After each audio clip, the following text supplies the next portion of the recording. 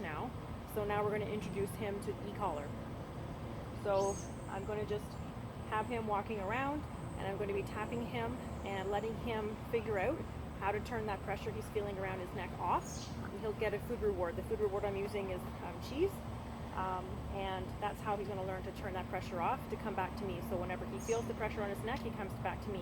So in the future, when he sees a dog, I tap the button, he comes back to me instead of being triggered by that dog. So all good things happen when you come back to mom, or come back to the handler, or come back to the owner, whoever it is. All those things make him understand that whenever he feels that pressure, then he has to go back. And that will, in the future, hopefully allow him to make better choices, and then allow him to not necessarily enjoy the company of other dogs, because some dogs, quite frankly, unless it's part of their pack, they really don't want to socialize with other dogs that they don't know. But they can tolerate, they can respect other dogs' space, and they can get along with other dogs without having a confrontation happen. So this is what we're hoping to do with Jack, is to get him to a certain point where he will tolerate other dogs being around, so the owners can actually enjoy being out with him in public and not having to worry about him attacking another dog. Okay, so this is just the foundation stages for the e-collar training. Okay, so now all I'm going to do is I'm just going to simply start upping the level and just see if he can indicate where he might feel the stimulation. He's got a really big, thick coat, so I have put on the longer contact point so that it can go down into the fur, because it must make contact with his skin in order to feel the stim. So he has a lot thicker of a skin that I am used to working with a lot of dogs that I've worked with in the past. So we'll see if it's working. It has to be on pretty snug so it can actually make contact with the skin.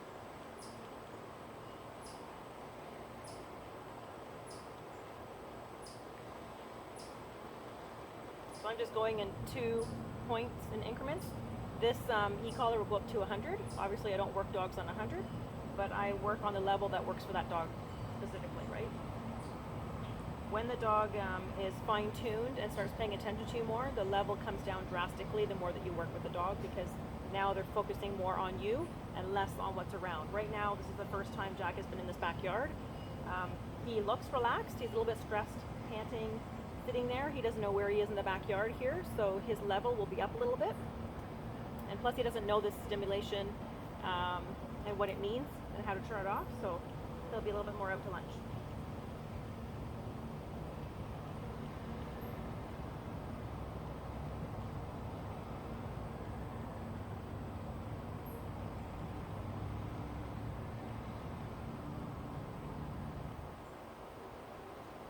Okay, so he just felt that stim.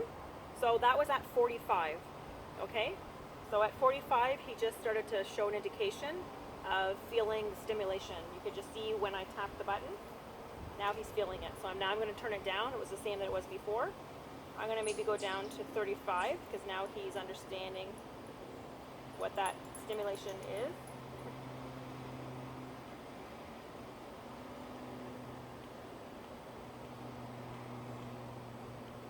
He feels that. Okay, so I'm going to stay at 30 right now, and then we'll see when I finish this exercise where he ends up. Okay? Yeah. So all I'm doing is just calling his name, and he gets a reward.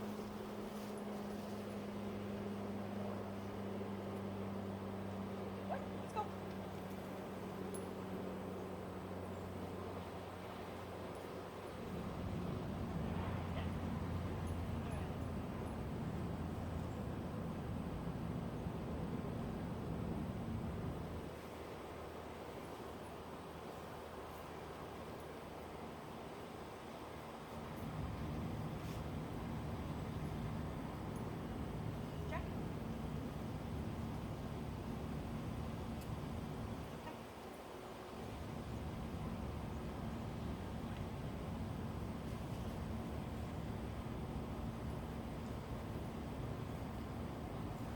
Now I have worked with Jack for a couple of weeks already, so you can see he's kind of following me around anyways.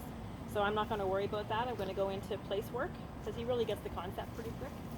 He just has to feel the stim, and he has been trained using an electric fence, and this can be kind of confusing for some dogs. So one thing, when you are teaching a dog on e-collar and they've been on invisible fencing, you need to get them off the property and then reintroduce them to that environment after the fact, because it is different we're using this stim as a positive versus a negative.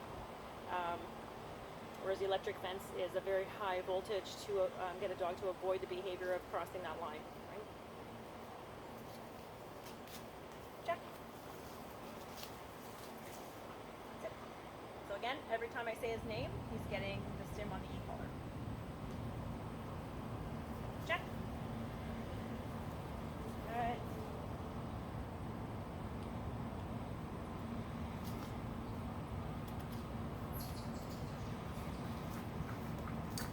Okay, here.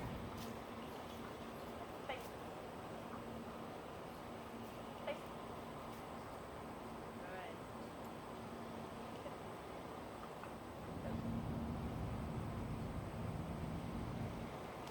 Break.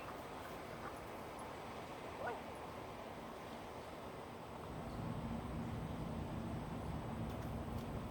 Face. Good. So I'm not rewarding him on place because we've already done place with him. He already understands the concept of place. So the only time he's getting a reward is when he comes off of place. And every time I say place, I'm using the button. Okay? Break. Good. Place. Good. He's a quick learner too. Good boy. Break.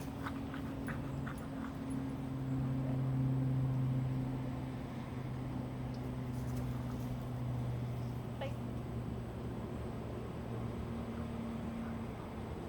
Good. So we're also trying to start getting him working with some duration, right? Good. Place. Good. So he's going to make some mistakes. Just want to move him right back in if he makes a mistake. Right. And then what we'll start doing is we'll start bringing dogs into this equation when he understands the concept of the collar. So that dog can be walking around and he can be stationary without being stressed in that situation. So it's all little baby steps. We're just adding layers to that. Break. Good. It's very important when you're teaching a dog that they fully understand what the break command means. It's a really important marker word. Okay. Place. Good. Good boy. Good.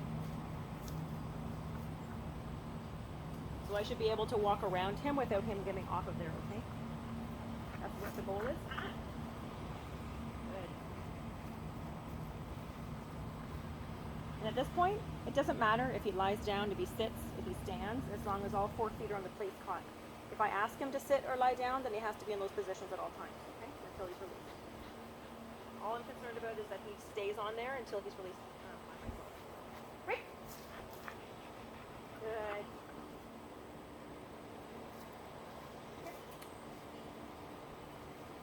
Face. Jack. Face. Good. Sit. Good. So he's used to getting treats on the place cot as well as coming off, so I've just gotten rid of the treats on the place cot, so he's looking for them. You can also do some recall off of the place cot as well. Jack, come. Sit. Good. Come. Jack, face. Good. Good boy.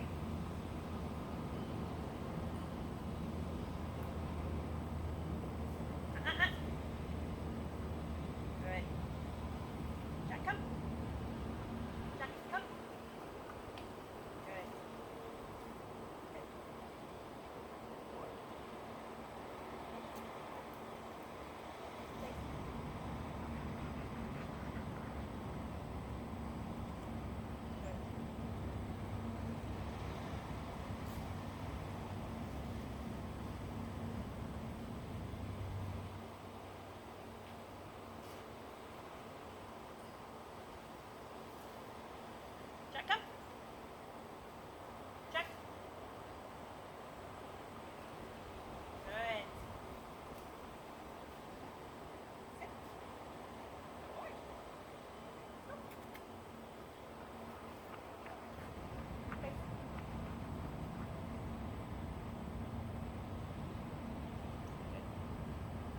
can see he's kind of a melancholy kind of dog. He's kind of trucking around. If there was a dog here, he wouldn't be so calm. It's also hot, so he's not going to get a lot more energetic than that. You just kind of go with it. Every dog's personality is different.